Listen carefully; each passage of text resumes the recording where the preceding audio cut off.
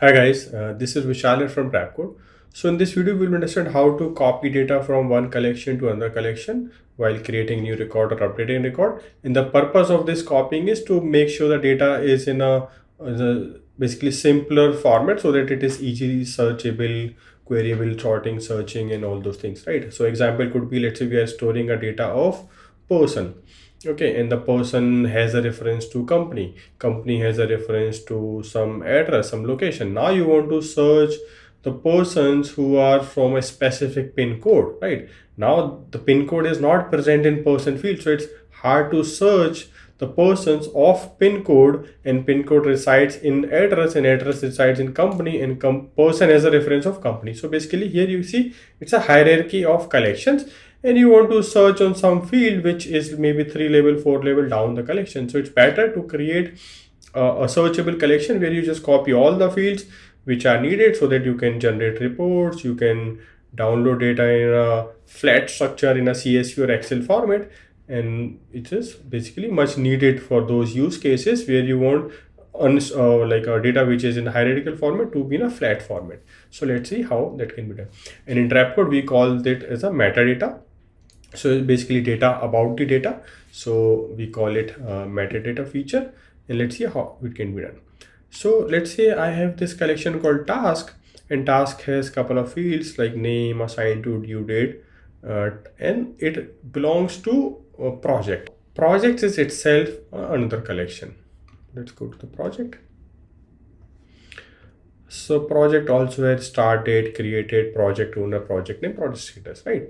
Now let's say I want to search task on the basis of project status, that give me all the tasks where project status is complete, right? So now I cannot search in task table or task collection because task does not have project status.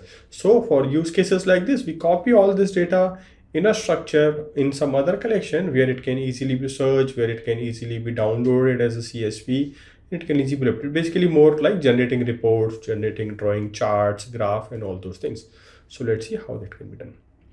So the very first thing what we'll do, we'll create a new collection where we want this data to be copied. Okay, so I'll go to my collections and create new collection. I don't need events for this collection. I'll just create. So now this collection will store all the data about the project as well as the task, and you will not have to manually do it. That's something which Trapcode handles behind the scene for you. You just have to configure it once, and that's all, right? So let's see how this can be done.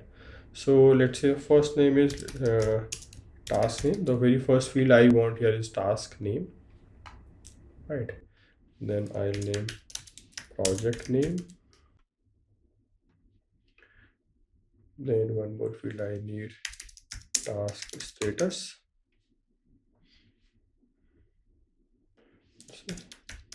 Project status. Okay, so we have a collection which has two fields of task, two fields of project, right? And there is no hierarchy, nothing. It's just flat data. This is good. Now we go to the collection and see this is here. Now, whenever a new task gets created, I want an entry to go in this collection also, so it has data about the task and about the project also, right? So this way, like I was mentioning, you want to search the list of tasks for the project where status is complete, you should be able to do it, right? So for that, let's go to this collection and go to mappings. Mapping, we have collection mapping, so this is important. Here we will do the mapping, right?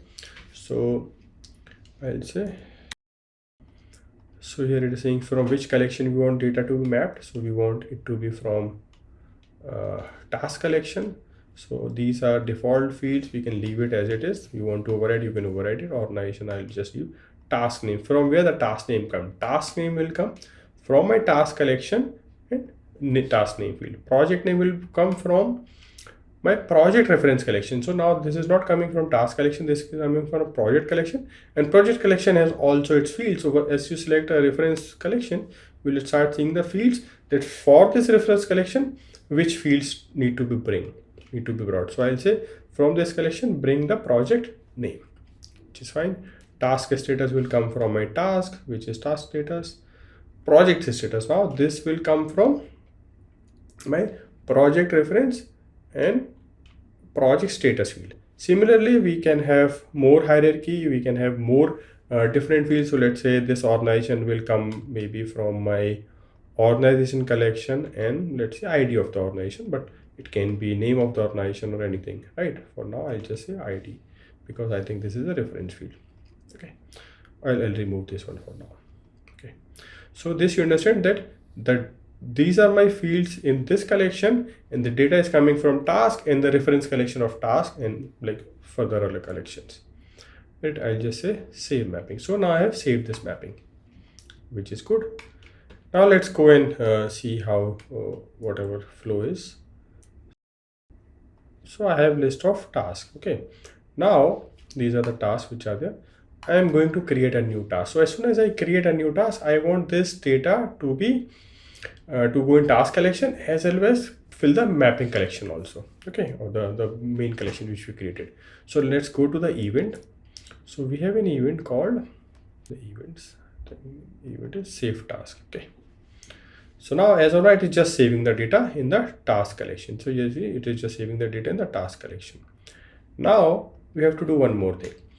You see this metadata table. So this is the new series of events in action which are useful for this thing. So here we are saying save item in metadata. So this is getting called, this will get called when we are creating a new record, right? Creating a new task.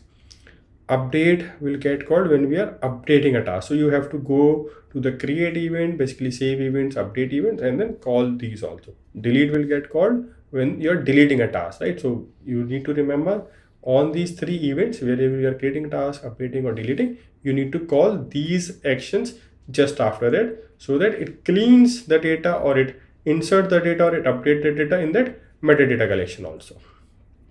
Okay, map all metadata, and this is basically to handle your old data. So let's say you have some old data, now you have done the mapping today, so it will just refresh all the data again, right?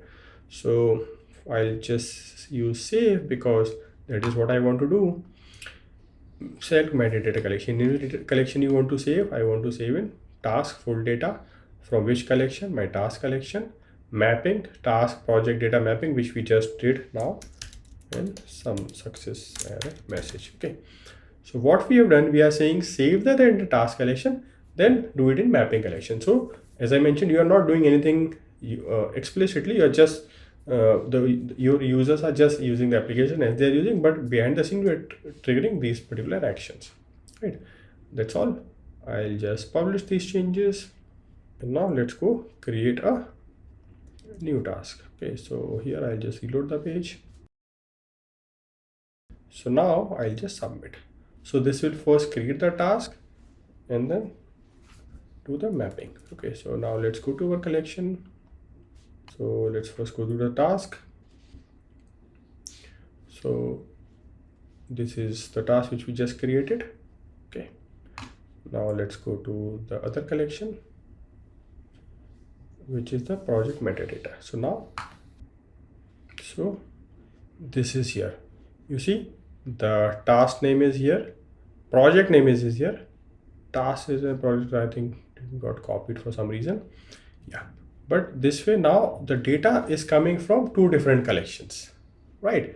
And this is basically creating a full data from several collections getting stored in one collection, which you can then use to download it as it is. You want to run reports, you want to generate charts, you want to search it, sort it, you can do whatever you want to do, because the data is in a very simpler format here, right? In a flat hierarchy, I would say. Just at in the sheet you have all the columns available at just one level, right? There's no hierarchy, no hierarchy of data, right? So this way it makes it much more easier for you to build reports, to build graphs, charts, and basically bring the data from different collection to one collection. Hope you enjoyed the video. See you again in the next video. Bye bye.